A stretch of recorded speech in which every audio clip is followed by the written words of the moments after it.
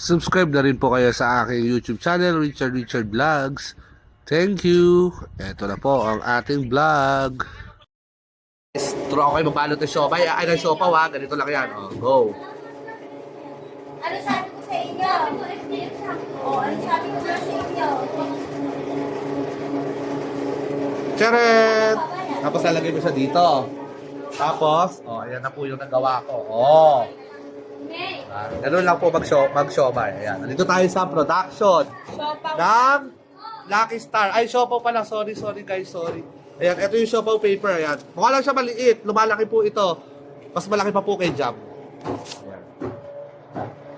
Siya. Huwag kayo mahiya mo. Ito po yung mga sauce no? Siopaw. Ayan. Ito naman po yung Shanghai. Ayan, Shanghai. Paano man? Ito naman yung gawaan ng polo wrapper. Ito po yung masahan. Ayan guys. After yan, tatakpan mo lang siyang ganyan. After 30 minutes para umalis na po siya. Ayan, okay na. Ayan yung steamer. Para siyang rep. Pero steamer po yan. Then, ayan. Pagka po na ano na siya, ayan yung palamigan. Ito pong green, ito yung dynamite, yung spicy. Tapos, ito yung chicken. Ito yung pork. Ayan. Naka-electric pan siya, syempre guys, para hindi siya langawin. Syempre, para hindi na dadapuan. Ayan. Ayan guys. For packaging na siya. Ayan guys. Panoorin nyo magbalot. Paano? Tinan nyo ha. So, malinis po yan kasi stainless stable po yung gamit nila dyan. Same process lang din. May steaming lang din po yung paggawa niyan. Sila ate. Saka na natin ipapakita sa camera sila ate. Hindi pa kasi kami close. Pagka close na kami, saka ko sila ipa-vlog ng maganda. Yan guys. Ito yung pork. Tapos guys, excuse me ate, hindi pa daw tayo close. Ayan. Ito po yung chicken. Ayan. Pero mukhang makukuha ko na may mga loob yung mga to.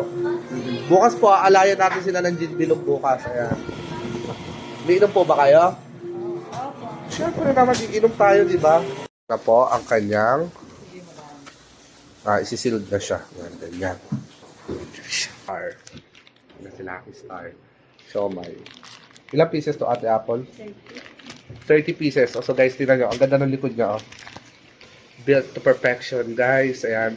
Follow nyo po yung page namin, ha. Lucky Star Foods by Miles. Ayan.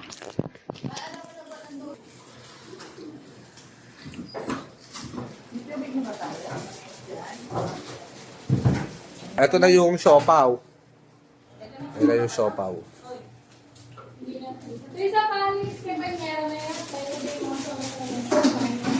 Yan na ang siopaw. A few moments later. So, ito na po ang ating finished product. Ayan, ang siopaw at syempre, ang siomay. Thank you guys!